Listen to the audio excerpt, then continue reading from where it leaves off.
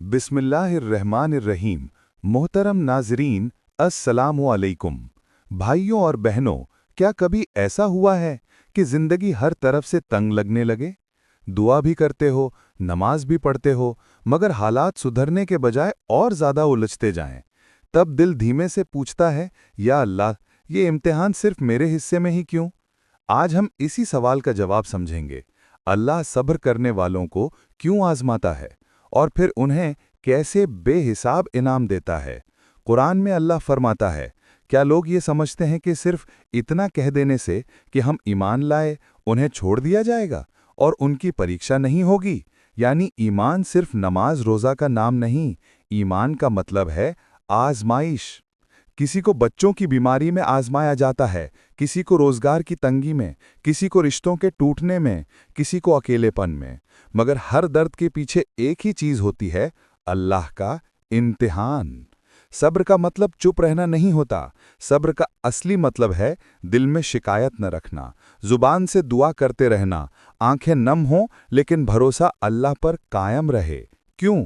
क्योंकि सब्र वही कर सकता है जिसे यकीन हो कि मेरा रब मुझे कभी अकेला नहीं छोड़ता। आओ एक वाकया सुनो जो दिल मजबूत कर देगा। हज़रत अय्यूब अलैहिस्सलाम का वाकया। वो वक्त था जब उनके पास दौलत भी थी, सेहत भी थी, औलाद भी थी। मगर जब अल्लाह ने उनकी परीक्षा ली, सारा माल चला गया, बच्चे दुनिया से चले गए और जिस्म बीमारी से भर गया। लोग दूर दूर तक जाने लगे, मगर उन्होंने कभी शिकवा नहीं किया। उन्होंने सिर्फ इतना कहा, ऐ मेरे रब, मुझे तकलीफ ने छू लिया है और तू सबसे बढ़कर रहम करने वाला है। और फिर अल्लाह ने उन्हें सेहत भी लौटाई, बच्चों की खुशियां भी और इज्जत भी। यानी सब्र का इनाम ऐसा मिला कि दुनिया ने देखकर हैरत की।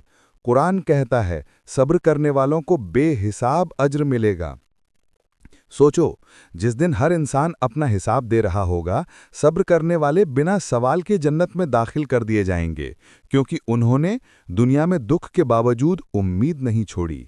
आज की एक मिसाल। एक लड़का था उस्मान।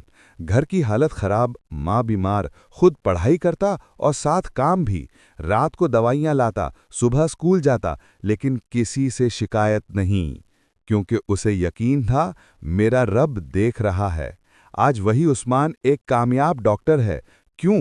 क्योंकि उसने हालात के आगे घुटने नहीं टेके, सब्र किया, मेहनत की और अल्लाह ने उसका सब कुछ लौटा दिया, इज्जत, दौलत, सुकून।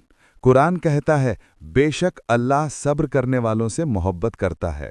जरा सोचो, जब पूरी दुनिया तुमसे मुंह मोड़ ले और सिर्फ अल्लाह तुम्हारा हो जाए, तो इससे बड़ी कामयाबी क्या हो सकती है? मेरे प्यारे भाई और बहनों, अगर तुम तकलीफ में हो, रात को रोते हो, अकेला महसूस करते हो, याद रखो अल्लाह तुम्हें छोड़ नहीं रहा।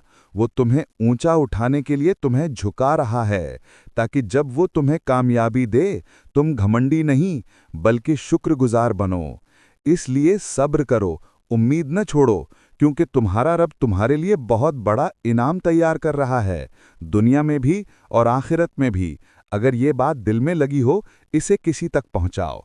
क्या पता किसी टूटी उम्मीद को फिर से ताकत मिल जाए। अल्लाह हमें सब्र करने वालों में शामिल करे और हर तकलीफ के बदले जन्नत अता करे। आमीन।